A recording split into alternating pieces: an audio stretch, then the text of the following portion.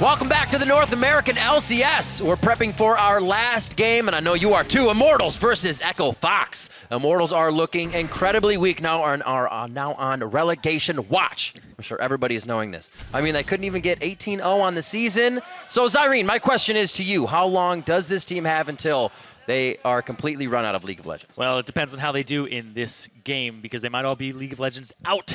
But everything did go disastrously wrong yesterday in the Immortals game. It was all of that early game, of course. It may be a strategy other teams try to emulate with the teams looking to counterpick that top laner and camp that top lane. All jokes aside, of course, that is what has been working against them, is when you are red side, exploit Huni, make sure that you have a counter matchup against him, or else they're going to win that side of the map with their own counter pick. We haven't seen Immortals lose, so we'll have to see if they bounce back all the stronger or if they do start to crumble. But it does seem like their support staff has a hold on how to keep this team level, and they didn't look too beat up yesterday after their loss. It was all about that. We don't take anybody too lightly, but it seems as they did. In their last 3 games, Immortals have been trending down, while Echo Fox started this week with a fair bit of momentum, and we're looking better. Yes, it is crunch time for Echo Fox. They're 2 wins away from a playoff spot and only have 5 games left to play. So their window is quickly closing. So even though this would be a big upset, they need to start grabbing wins and hope that the teams ahead of them stumble a bit.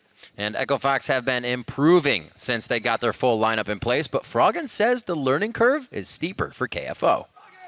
He's the guy that would have to improve the most because he needs to learn a new language and he needs to be able to communicate with the team, and we need to be able to communicate with him while he has to go from solo queue into a competitive environment, which is entirely different. So I think he's actually improved a lot since we first got him, and it's kind of like he's obviously still improving very rapidly, so that's awesome. And unless you hear it, it's one of those things where you would say, no, it's easy to say ping or ward or go or don't. But even Moon says he has some issues with the team when he's just say, guys, say, yes, we're going. But then everybody will still kind of talk in Korean and speak their own language. And it becomes very difficult. In the tight moment, you want to use your natural language. Exactly. In moments that are very frantic, you revert to your natural language unless you are a complete master of it. And like GBM, we've heard his English, right? He's got some really good English. We can understand him perfectly fine. But when you go to a team like this and you're playing League of Legends and trying to communicate in-depth strategies very quickly, it becomes lost in translation. We'll see how they do this game. Let's check out the starting lineups. It's going to be a tough one on the blue side. It is Immortals. That means it's Huni in the top lane, Rainover in the jungle, Pobelter in mid, Wild Turtle at AD carry, Adrian at support, Coach Dylan. And on the red side, it's the surging Echo Fox. In the top lane, KFO. In the jungle, Hard. Froggen in the mid lane, Keith at AD carry, Big on support, and Coach Cop behind them. We've seen that Echo Fox can kind of put together the same composition. You get that Corki in the mid lane, you get a tank towards the top lane, or something that could really impact the fight quickly to start it off. And Echo Fox has kind of been taking these games in that fashion. If a team can figure them out and pick some bans, it might become tough again. Yeah, we saw that happen yesterday. They gave over a lot of picks to Echo Fox that they've been playing. The double AD carry composition with the Malphite of KFO, banning out the Kayle, because if you ban out the Kayle, well, it's hard to get practice against that champion. You have to be scrimming Echo Fox. Jat was mentioning that yesterday in order to feel what it's like and know those matchups. So, unique pick for him. I wouldn't be surprised if it gets banned out here. He has been seeing those bans towards him. Nidalee. Corki, there's the Kayle. KFO finding his target bans. They're saying, and it's kind of right along with Frog, and if it's going to be harder for him to do other things, take him off the comfort right away and make it harder from the get-go even more. 2 more for Echo Fox. We're seeing Kog'Maw be banned out now, and some finalizers. See Fiora being left up quite a few times here throughout the day, but not picked. Lulu banned by Immortals. This signals to me that they might go for a Kalista first pick if it's not banned away from them. That's a good point. And this is there, so it may be the Alistar or something for Huni. The Gangplank is still left up for that top lane. You know what else is left up is Soraka.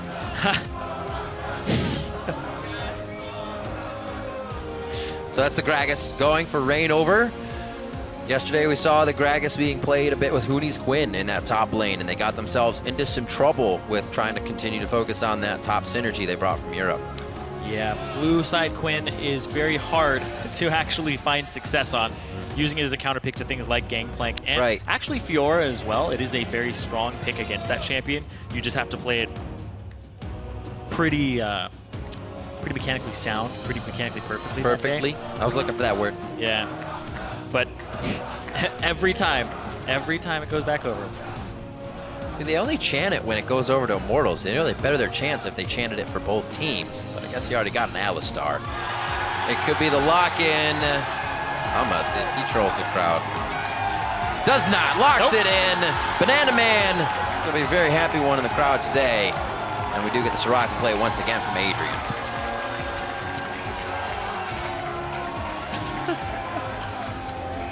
The crowd's been wanting a Soraka all day. Yep. We finally get it. So It's the little things.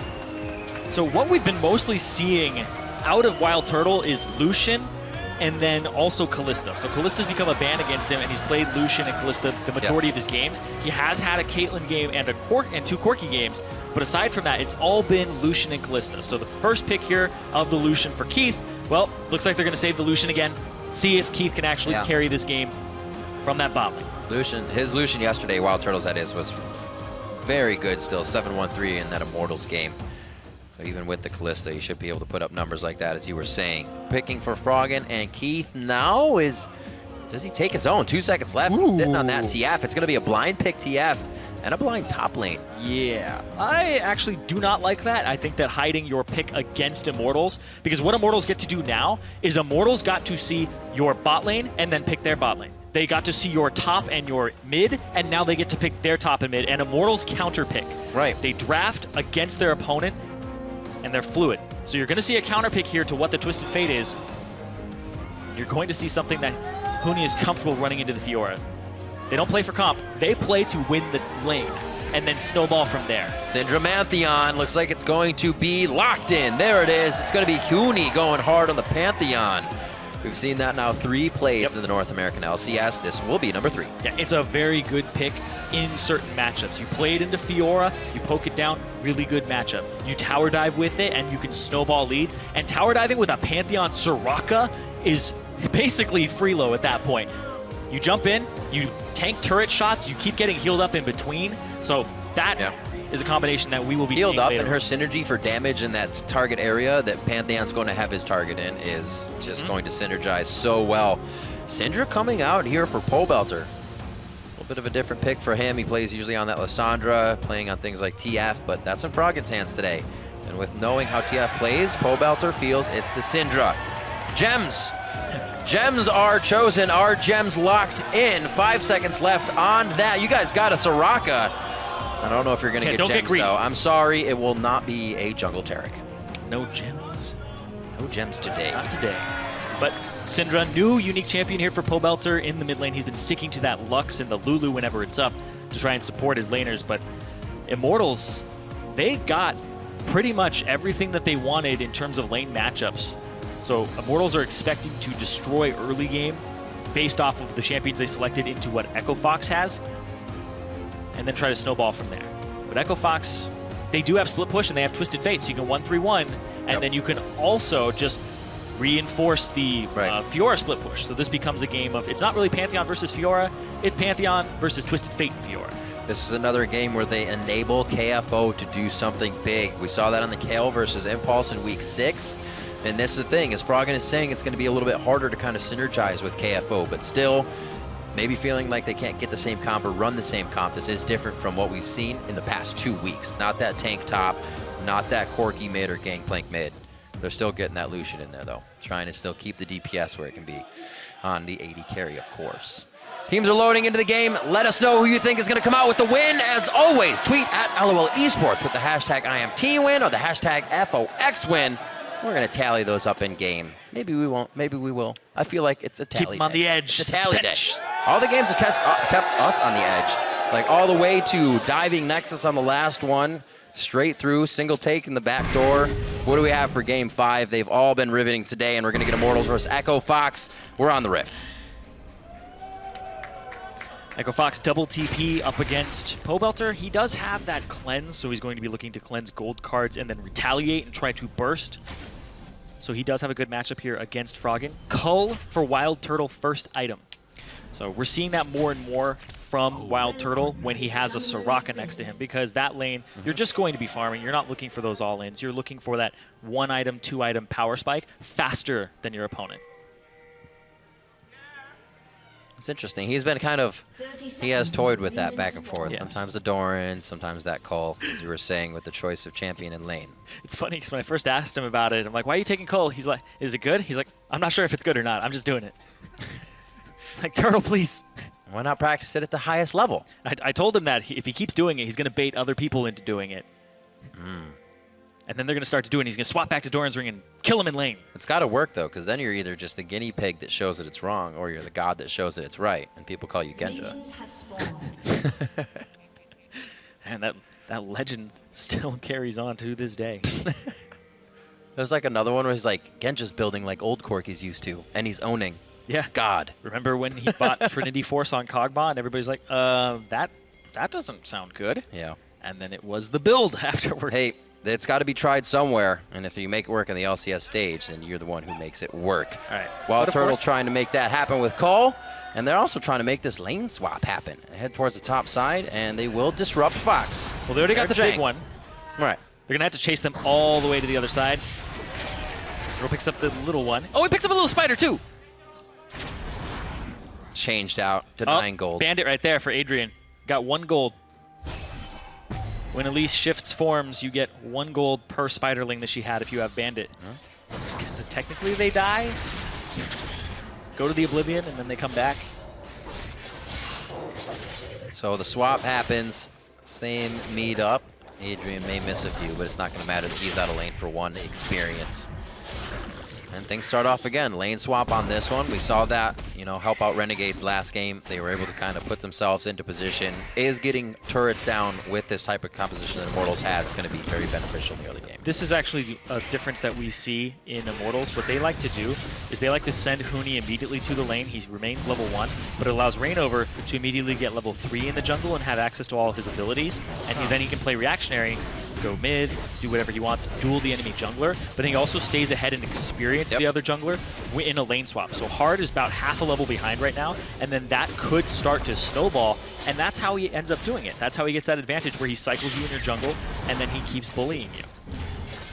And they will maybe get Elise. A late walk down. Wards are definitely going to be placed there by Fox, but this Essence Flux being taken 2nd level is definitely helping the top turret go down a little bit faster. So Immortals are going to be able to reposition, figure out what they want. It'll be matched by Fox in a few seconds. We saw Adrian actually healing minions there to keep them alive. Wild Turtle? Looks like they're giving solo as well to KFO in the bot lane. Yeah, solo Go to gold. back away from him. KFO actually jumps out to about a 300 gold lead over Huni because of that. Blue team's turret has been destroyed. Ooh, Froggen taking a bit of scatter in the mid lane from Pobelter. He's definitely trying to put down the damage quick, as Froggen's just there to pretty much clear the wave and try and get to these side lanes as it comes to. We're just seeing freezes right now. Huni freezing his lane, but actually pushing it out a little bit now because he saw Keith with those deeper wards. As soon as he saw him walking up, decided to start pushing it. Basically when you see the AD carry enter the lane as a top laner, you're like, oh, no, mom's home, quick, get it all, CS, get it. Fight it all. Gotta do this. Yeah, basically you get very frantic and try to pick up as much as you can in the wave and get out because basically you don't know when's the next time you're going to have a minion wave to farm. And you can see that Huni's like, I guess I'll help a little bit mid. I really don't have too much to take at Gromp. It'll hurt. So he is roaming around. He's going to find Reignover in the jungle, and they'll go buddy system for a bit. Exactly. He might farm the Gromp, might go for the Wolves, and then he ends up going towards the bot lane. And this is another reason why you don't want to have a bad matchup in the mid lane versus Pobelter, because if Pobelter's able to win mid during this entire phase where you're just swapping turrets back and forth, he'll lose a lot. Yeah, already 12 CS down, amounting to waves already. And we think of Pobelter Syndra, as I was just kind of recalling his games, it would be against LeBlanc, and he's the guy that kind of stuffed LeBlanc in her distortion. Make sure to use that scatter correctly. Very fast and very accurate with that scatter ability. So expect to see some plays here from the mid lane. Usually Pobelter's pretty quiet and then comes into the team fights. Yeah, he's beating up Froggen. Froggen's going to back. Not full mana just yet. He does have blue cards, though, so he'll be okay. But forces the TP out, and that's another trade of the turrets. So the ceremonial dance of taking the outer turrets has now been completed. Yes. Now you're going to have to dance with different partners. This is where it gets a little sketchy. You got to make the right moves. You're going a little bit deeper into the fight. And you got to have the wards to do so. Also a time when we see teams kind of slow down if they push themselves too fast, too early. You don't kind of have the strength to go that deep in the jungle, or you lose too much also that way. 6 minutes coming up on the clock. There's the dance you were talking about on the other side. Keith backs 2 Dorans, 2 Longswords, and 2 Wild Turtles stacking his tier. Yeah, it's a very scaling build for Wild Turtle. He's not going to have a lot of damage for a good while here. Whereas Keith looking towards that Caulfield's Warhammer and even purchased a second Doran's. We're seeing sometimes second Cull in the home lane swaps like this, but opts in for just more flat combat stats. Possibly looking for an early fight. Look at this. Huni's coming around the side with a TP. He completed it. He's there. I don't know if he's going to be able to cut him off in the choke point here. Big pushes out Huni. Looks like he's going to give himself up in the situation. Froggen is just below. Can't pull the card necessary. That's going to be first blood. The rotation, what's catching Fox off guard there as Immortals go from lane to lane. Oh, that was so fast. Reignover came out of Fog of War, and even though Big had Flash, he wasn't fast enough to dodge the body slam flash. Another! Just misses a bit of extra damage from Pole Belter as Froggen with the fast flash to get out. Remember, he used his teleport a little bit ago, so that's a long walk back to lane. Yeah, he does have his ultimate, though, so if he uses his ultimate to walk back to lane, that's true. He did just hit 6. We'll see if he does that, but of course, Pole Belter and Reignover. Reignover called to the mid lane to help him push it out, and of course, it'll reach the turret a little earlier, deny some CS from Froggen. Calling your jungler to the lane, very important, even if it's just a clear wave. But don't take too many. Yeah. What are you talking about? Come, but don't take too many. You can have a few. You call me to the wave. Keith very far up, but you never do that without power and numbers. And here you see right behind him is KFO and Big. It's like he's actually getting a dance on. He's saying, look, Reignover's low mana here. Can we make a play off of this, or at least force him off of it? And the play may be made. They call for it to go right onto Reignover. They're going to go ahead and pick one up for themselves. And Fox looks to be on the board. And Fox put all 5 members in this bottom quadrant, and they were pushed up in that bottom lane. And you saw that Wild Turtle's just top. Wild Turtle is farming. He has that scaling build. He's looking for mid-game power spikes. He's trying to accelerate that so they happen just a little bit earlier. But because he's on the top side, recognize the opportunity there. Froggen knows that they're going to be able to have power in their numbers because Reignover had used his flash as well previously to get that gank onto Big. Also, little helpful for Froggen. It comes up as an assist kill for Keith, but he's had a rough mid lane, so anything that Froggen can get, that he doesn't have to leave lane too far as well, and get back and soak that up is very good. Yeah, as Twisted Fate in this matchup, you would want to avoid the lane, go off to the sides. As soon as you get magic resistance, you'll be a little bit better.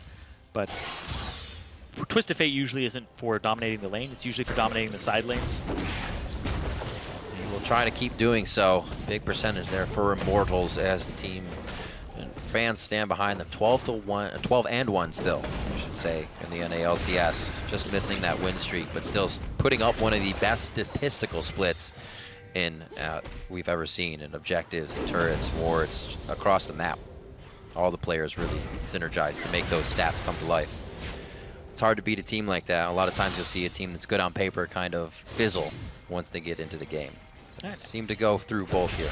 But Echo Fox, though, they have a lot of advantages in this early game. Just like that, Keith has red buff, so he's able to bully Froggen, close to having that TP up. Huni doesn't have TP, and KFO does, so there's pressure, and Wild Turtle is on that scaling build, right? All he has, he's 3 purchased items in, and the only AD he has is from his starting item. Whereas you have BF Sword, another Doran's, 2 Longswords, so there's a lot more here in just flat combat stats for Keith, that he gets to bully this lane for a good period of time. And if Echo Fox capitalize on that, they can run away with the advantage. Turtle getting hit up. He is forced to arcane shift out. Also use the heal on that. Soraka keeps him alive. Pings towards that top lane. Aren't going to be too much as Reignover backs off from KFO. But as I was looking as well, that when they were going in, this is Turtle's first game this split on that Ezreal. So definitely different than what we've seen for his Lucian Kalista plays, where he can get that rend early, get some more damage early, and go hard. It's really kind of awkward because Immortals usually will have that as an insurance policy. They'll play towards that top lane, they'll play towards mid kind of rarely, but that bottom lane is always that extra option. And they usually like Turtle to have pressure there. Yeah. The Ezreal's a different look for him, and that's mid-game spike, it's not early game. Turtle usually relies on that early game. I'm just going to win this lane, and we'll snowball. And now Froggen. He still has the flash from previously. He only used heal to get out of that situation. KFO. KFO's behind. He's trying to actually deny KFO any touch, but it's not going to happen. KFO gets the kill, and you can actually see Froggen is just being a facilitator here. Walks away to give that kill over, knowing who the carry is this time. He does lose his mid turret, though, and oh! A lot of plays here. Reignover going a little too deep without being able to get out alone. He goes down. No help there could be provided from the team. And Immortals, we've been talking about their downward trend. They're sliding a tiny bit. Their last 3 games have not been clean, and we've seen this team perform incredibly well. And this game, it's looking a little bit like the same. Flash there from Keith, right on time, and then the juke forward. This Lucian doesn't need saving. Keith saw that play as soon as Reignover took the extra step to turn towards. Yeah, that was second nature for him there. Very nicely done. Yeah, we had to put that in extra slow motion. Super fast. Of course, Fox though, this is the team that they make it look easy. Yeah, I don't get it. No, I'm just kidding. I'm just kidding. You were saying. Yes, of course. Echo Fox, this is a team that was handed a lot of losses because they had to run a substitute roster.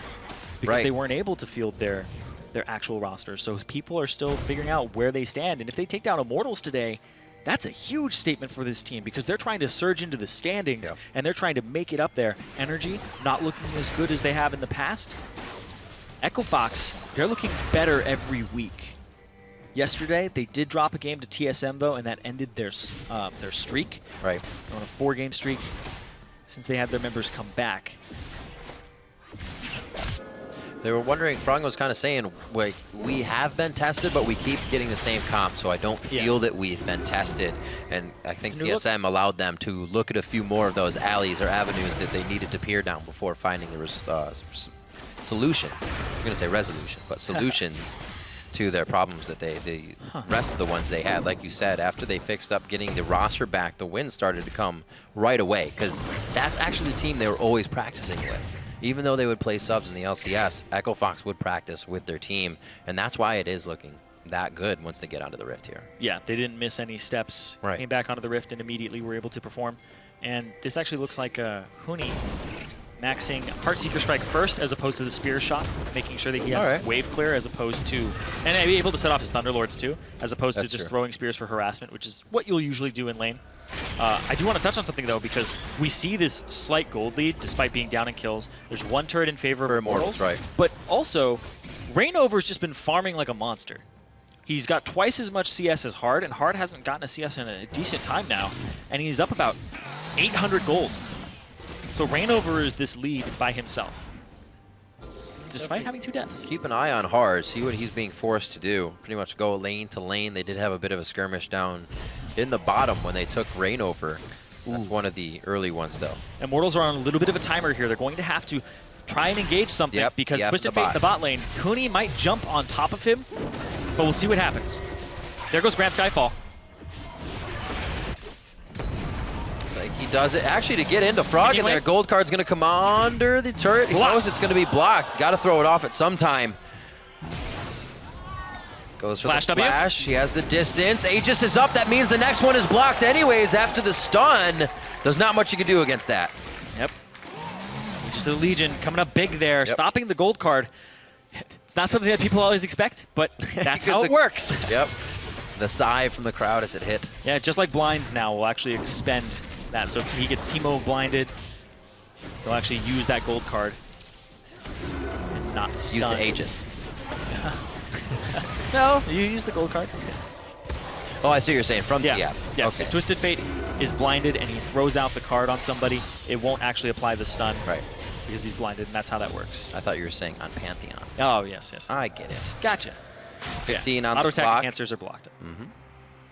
Pole Belcher to mid. This is not too dangerous. He has wards to his left there as they die away, as I say it. But he gets himself to a safe spot. Now trying to do a bit of a split push. The 3-1-1. As it's going to take a bit of time for Huni to get himself moved up here, but he should be able to do so. Youmuu's first item for him. Boots of swiftness to get himself back into those lanes to push. We'll see who they decide to send. Hard making a bit of a move here. Still, Hard's been defending with the team. Huni's able to get back into the fight where he wants to be. A very nice pulverize from Big, and this is a line shot that Fox can usually put their DPS through, but it's turned right back around by Immortals, and that's going to be Turtle Pole Belter coming up with huge damage. Adrian healing up the team. Huni going back in for the double kill! Just when you think you have him, he's got that maxed Heartseeker strike. He did so much damage as Pantheon in that fight. That was ridiculous. The lower you get, the more it stings. Oh, and that stung pretty good. Huni just completely focused. I think he's full health now after that as well. Insane. Thanks, Adrian. What a play. And that's what kills confidence too, is at the last moment when you have it and you want to go for it and then it doesn't work out. Yep. Hard. Incredibly crazy. Still down levels coming into this as well. Reignover's 2 levels above him. Big. Fight gets split. Big. Nice. Slams down. Q. But then Huni just, oh wait, 5-second cooldown. Here's the E. Cross everyone. Thunderlords kills KFO. And then Huni gets cocooned. Gold carded at the same time. And then the pickups on the right side. Ooh. Yep. He's got flat penetration right now with the Youmuu's Ghostblade, so he's at 38. And you're looking at Froggen's armor. He's only got 48. So basically doing true damage to these guys very quickly as well. It's about 300 damage from the Heartseeker strike every 5 seconds. And plus Thunderlord. So really just huge burst of there. And Pantheon became a team fighter with that max first. Super crazy. Huni making the right plays on that one, but yesterday, I was gonna say, just to recall, after Huni has his way here with KFO, the grand challenge is down, and it looks like, yeah, he's gonna get it. I figured he'd be able to get the heal and stay alive, but KFO gets taken down with the help of Wild Turtle. Yeah, actually lied, by the way. It's Irene. It's 600 damage to champions, because it's actually, the number that they give you is the base plus the AD, and then that's multiplied by 3. But that's 2 minions and monsters. It's multiplied by 2. Right. So it's actually multiplied by 6. So yes, he does 600 damage per E on a 5-second cooldown in an AoE. Looking at that moment again, though, yesterday, a moment kind of reminiscent to that is what cost Reignover and Huni to go down. They went kind of hard on a fight, and then they went down. There, if Huni went down, there wasn't much of a turn coming from Immortals, but you can still see Immortals always wants to push themselves to that max, try to get the biggest advantage out of everything, and this time it pays off very big. Yeah, and Immortals, when I've talked with their coach, he tells me even if they get behind, he's not nervous because Huni and Reignover just have this sense of what fight they can take and what fight they can win. So when they're behind, they're still going to find those skirmishes as soon as it pops up and something clicks where they go, this is the one that we take. And that was that fight. That fight got Immortals back into the game, surged them into this gigantic lead, and then they got turret pressure. They're able to get ward coverage. You can see on that right bottom side of the map, they're able to just put all these pink wards down, and they have complete control of the map now, and Immortals in the driver's seat. Getting those waves cleared up. Everything's fundamentals for them now. Make sure it's past that river and in your favor. Still 91-44, so only like 13 or so, 15 CS has really been picked up by Hard since we spoke about that CS before. It was funny, because I said that, and then when he went into that fight, he had the same amount of CS. He had 29 still. Yeah. So during that fight, I'm not exactly sure what Hard was doing during that time. He's 2 levels down behind Reignover when that fight. What happened? Well, it goes to show because we saw Immortals in that jungle either stealing things or having wards all the way around across that position because Pole Belter was able to walk back and forth freely. Exactly. Which means if you don't own the jungle, you're not getting the jungle. Exactly. When you have that mid lane turret down, you're able to just own the entire jungle. You have much better routes into it, much easier rotations, and it just opens up that central part of the map, and then he just gets to cycle your entire jungle over and over again. That's a good point because we mentioned that earlier. That came from Froggen. One of Froggen's first TPs to make a play is when he lost that mid turret, and it's actually opened up a lot for Immortals now.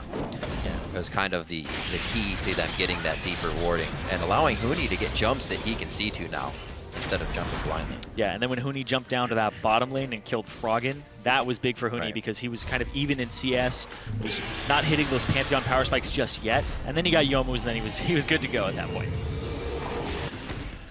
So as it goes for Echo Fox, looking at Immortals right now, it's Dignitas and CLG next week, and then Cloud9 and Renegade. So there are wins to be had there. Teams they can easily not surpass, but get the win over and start to look much better in the standings.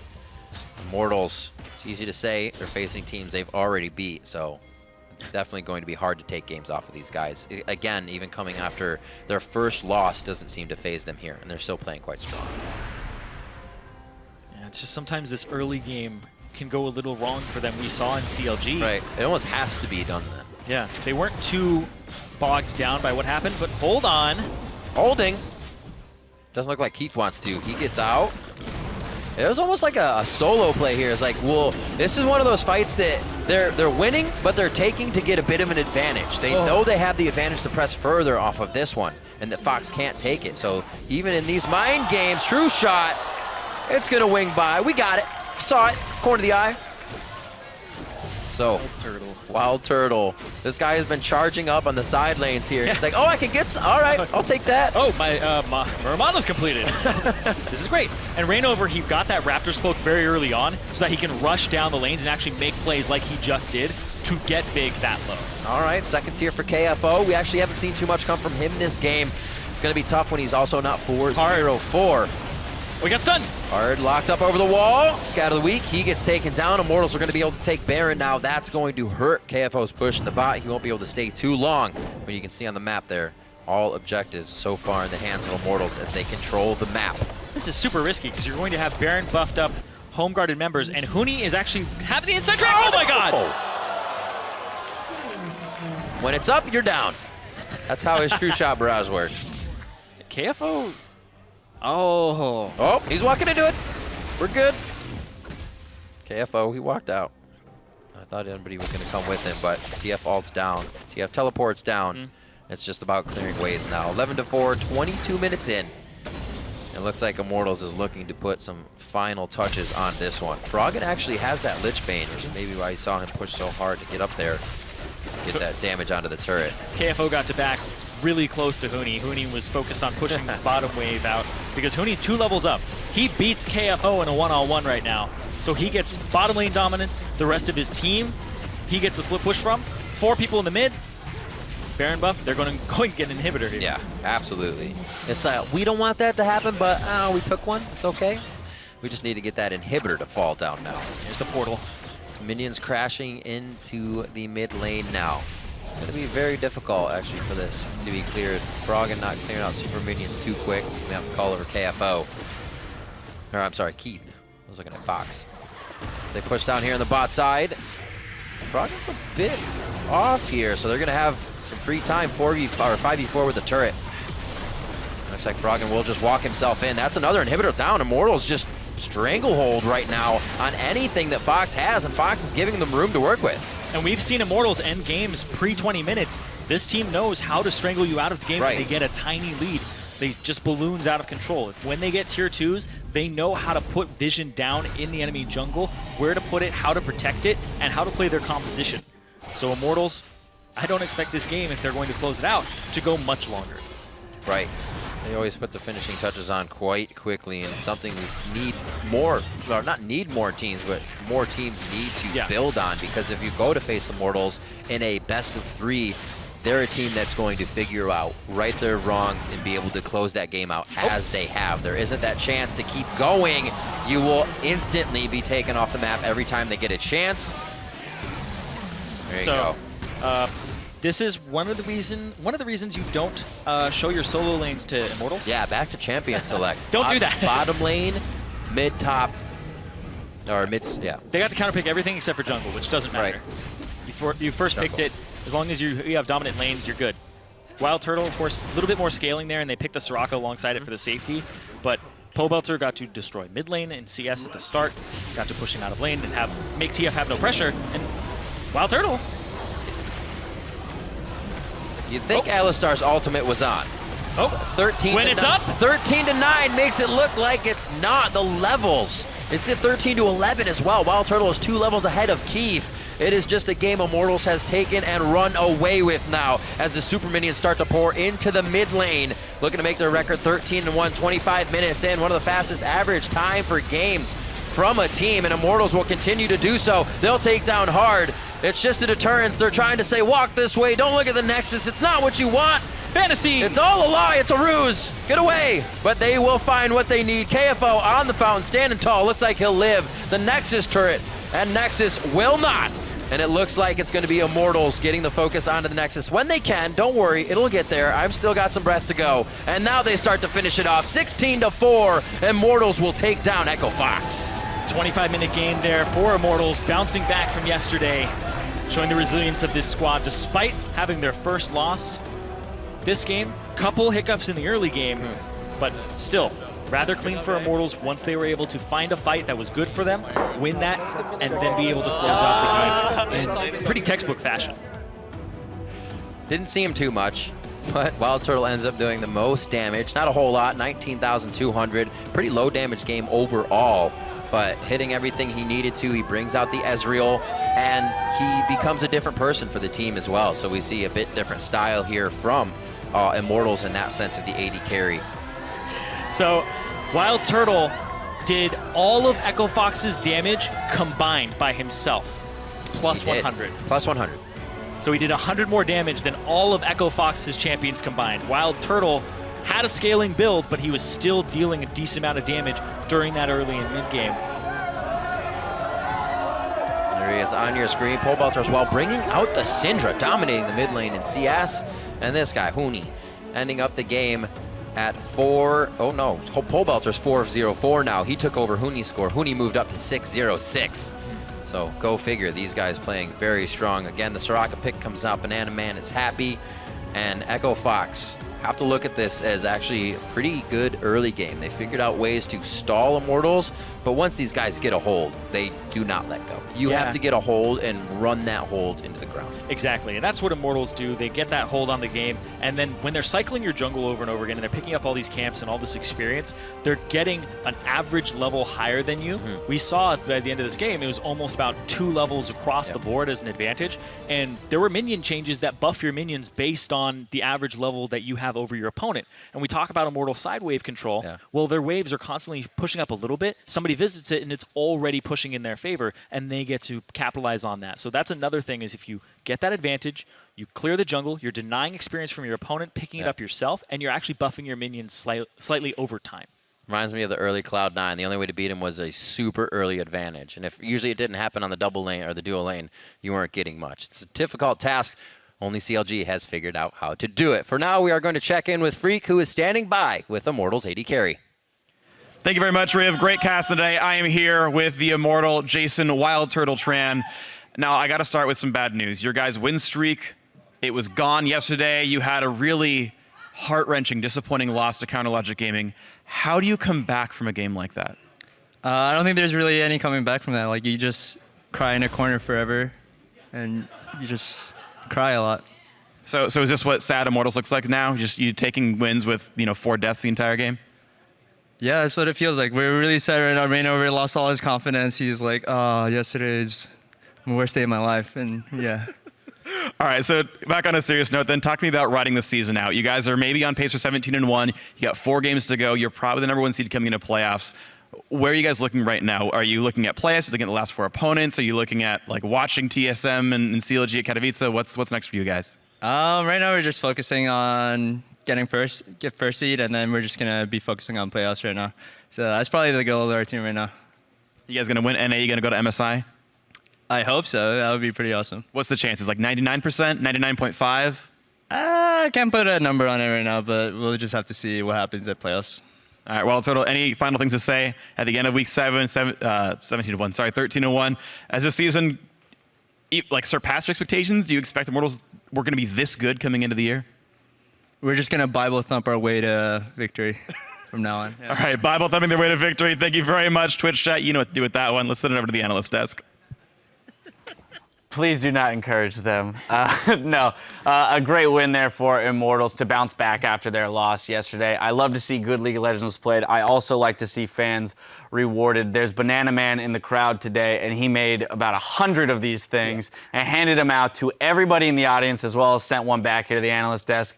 And we have to hand out some of these tissues also, apparently. Sad Immortal. Exactly. Undefeated. Yeah, all right, so bananas and tissues. Keep that. Anyway, let's get into that game there a little bit. It seemed like a bit of a rocky start for Immortals. I mean, not that they didn't have any sense of control, but we did did see some early kills go over to Echo Fox from some minor missed plays by Reignover, overextending past that second-tier turret in the bot lane and outplayed by Keith. I did want to start a little bit before that, even though, because Immortals had a really good opening, and this reinforces something I say every single year that we had the LCS, and counter jungling is a team effort, and Immortals just crushed hard so badly. They chase him out of the top quadrant of the jungle. Reignover's already clearing on his path to head right up there, so he moves right in. He has a huge CS lead over Hard, a huge experience lead. He was level 6 to Elise's level 4 at one point. So that opening was really strong for Immortals, and they played the team game of counter jungling very well. But then, as you said, those mistakes did start to leak through a little bit, giving up some kills here and there. I mean, it's a thing with Immortals where they are afforded the ability to make a few mistakes in the early game, because even with those early deaths from Reignover, we saw them still hold on to a gold lead, as they're pushing through these early turret trades. So it's all forgivable, but it does make you wonder whether or not there are a little bit of pressure and nerves coming off of that loss yesterday. They seem to cool off about midway through that game and take total control over. Yeah, still really good in mid-game team fights. The Pantheon that we got to see from Huni, Heartseeker strike like 14 times in the middle of the fight. Jesus. Refreshingly strong, I guess. No other region has picked it up, but it's huge in solo queue. Crazy good pick against the Twisted Fate as well. And I think we should probably touch on the double blind pick of Twisted Fate and Fiora. Yeah. And allowing Immortals to counterpick double solo lanes as a blue side team. Yeah, I mean, you can see what Fox are going for. They're like, you know what? Renegades were just defeated by global pressure, so we need to grab our global pressure as quickly as possible. We need a strong split pusher Fiora. We need a Twisted Fate to get everywhere so we can try and play the same game as COG did, pressure all lanes. Yep. But Immortals are ready this time. Like, they already faced that. They already had a tough loss to global pressure, and they had the answers this time. Like, Pantheon completely destroys TF. 2 levels down because of the change to the way that Aegis works, and you can block gold cards. There's almost no threat. Even if TF is 2 levels above you, you can see Huni going for tower That's not even a dives direct in lane that game. counter pick. That's just a game counter pick. Exactly. A little bit for Twisted Fate. Like the split push. Yeah, we saw the Twisted number Fate of at times even point. that the 1v1 in the bot lane where the Pantheon was able to block every single gold card for Froggen. So you just And end up tower in a shots. scenario, exactly, and tower shots as well. So you end up kind of in a lose-lose situation if you're Fox, and a win-win for Immortals. So smart drafting by them in response to perhaps the ill-advised double solo lane lock-in when you're on red side. As we look towards the end of the season, though, we have to ask, with Echo Fox being one of the teams that is still in that conversation for a playoff run, they weren't expected to come away with this win. How will they deal with the loss, though, knowing that as their number of games dwindles, they need to be picking up those wins? Yeah, when Froggen and KFO came back to the lineup, they said they need to win now. And they actually did win now. And coming into the week, we were thinking, well, this is the week where we'll know if they're actually like a top-tier team or just kind of where we expect them to be. Losing to TSM and Immortals puts them more to where we expect them to be, which makes their upcoming game against Dignitas at the start of week 8 in 2 weeks, and then their final game against Renegades all the more important, because if they take care of business in those 2 games, 7 wins. I don't think their mindset is going to be crushed because they lost to TSM and Immortals, but it may be a little disappointing, but it sets the reasonable expectations for how that team should succeed. As it shouldn't be. Well, that's going to conclude week 7, so let's check out how the teams are ranked. Immortals is still in control of first place, but CounterLogic Gaming is closing the gap and has sole possession of second. Cloud9 is third, and TSM has dropped to fourth, while Energy Esports and Liquid are tied for fifth. Echo Fox and Team Impulse are tied for 8th, with Team Dignitas and Renegades at the bottom of the standings. Here are the players, though, that stood out in their positions this week, and we start our OP5 in the top lane with Darshan. Need we say it again? I mean, Darshan split pushing, he's the best in the business, honestly, especially in North America, and he did it again today, won the game with the team, was able to split push. Smithy as well was right there hand in hand with him.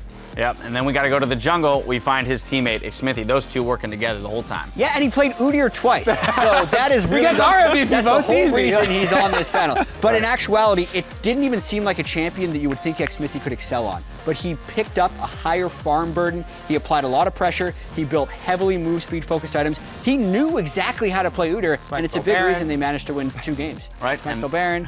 just did everything he needed. We move to the mid lane, we're going to find Phoenix. Now, this is a guy that we've pointed out before as being a presence in team fights. Maybe not necessarily a lane-dominant, flashy player on the Azir as we'd gotten used to, but he's showing up on team fight relevant champions along with the other veteran Piglet and really helping those 3 newcomers on the team roll through and make a case for themselves being a top 6 team. We go to AD carry, there's the other veteran, Piglet. Piglet is just a monster. In North American LCS, best AD carry that we've seen in so many factors. He's raising the bar for his team as well. He's working very nicely with the new kids on his team. You know, working with Dog, with Matt, you know, with the shot line, with confidence issues, and all the while, Piglet is doing his work. Today, in his lane, 2 versus 2, earning his own advantages for his team, then getting the team to capitalize on those advantages.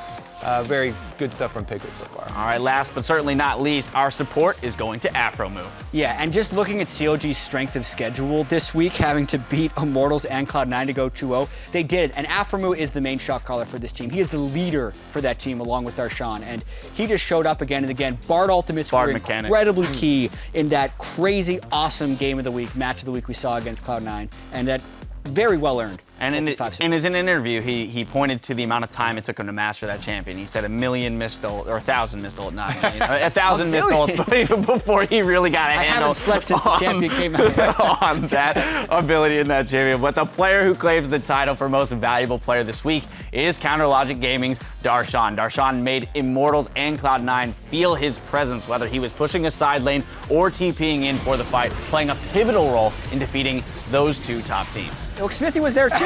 Yeah, he made it in. That's why we said a close second, right? Because he also played Udyr. But no, but back to Darshan. I mean, really re-solidifying himself as a split-pushing threat, showing that he can do it on more than just one champion, bringing out that Jax in the second game today, saying if you really want to shut it down, you got to throw 2 bans at him now. Yeah, the classic Jax there from Darshan. You know, working hand in hand, as you said, with Smithy the entire time.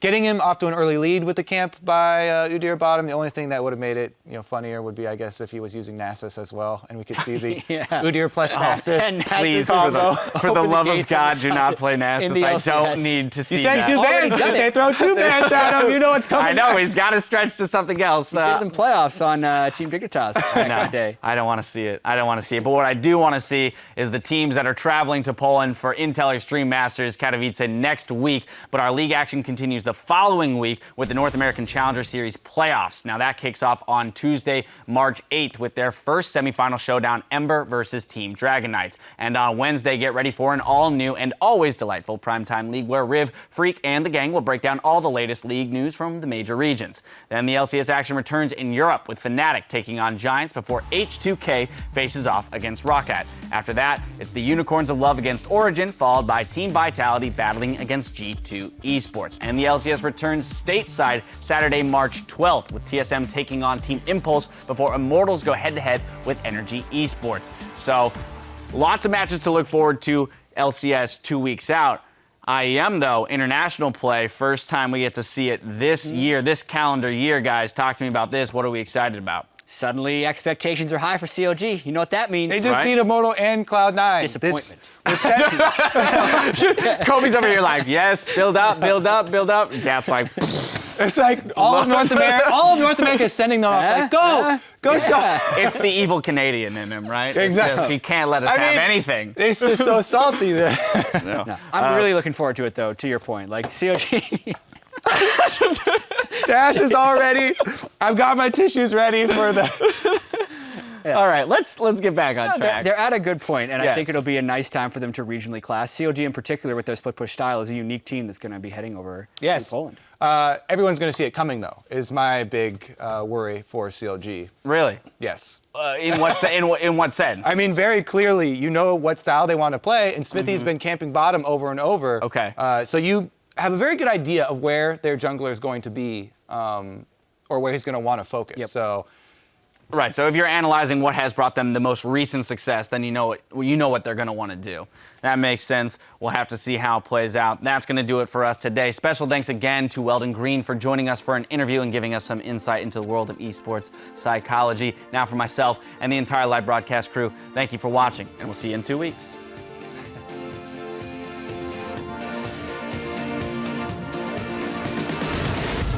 In we'll see if Energy can protect the Kog'Maw when they take on Team Impulse in our first game of the day.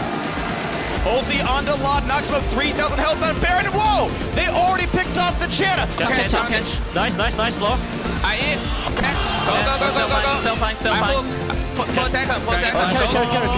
Chases for the kill, impact low as well. The Javelin hits, Fang can't quite get the kill, neither can Proxen. Comes in, but he gets Lod with period. Impulse moves up to 5 wins, which ties Echo Fox.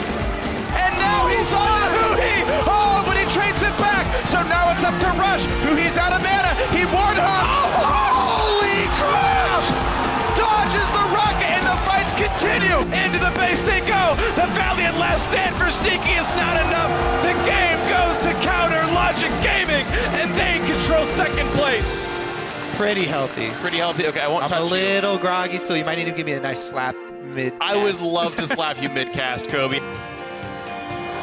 Damn! Rush that flash down bottom in the 1v1. 아, 이렇게 빨리. 우리 하나 놀 때, 우리 하나 놀 때. Just fight. Nice. Just keep. Nice job, guys. And let's go. The clean game. Holy shit. Wow, we earned clean games here. Thanks, Weldon. There's the win for Liquid, knocking down TSM. Go, we can still go. Nice, Alex. Nice. Front line first. Front line. I'm joining Victor. Nice. Seraph did go. Yeah, there's the TP. I was waiting. I figured I'd see somebody over here. It's going to be right onto the Nexus. Damage is down to 1 hit. Seraph with the fire. And Seraph comes forth to do so. Renegades takes down Team Dignitas. And this is a line shot that Fox can usually put their DPS through, but it's turned right back around. That is right? Yeah. We can go first. Oh, you want to just take it? Okay. 16-4, Immortals will take down Echo Fox.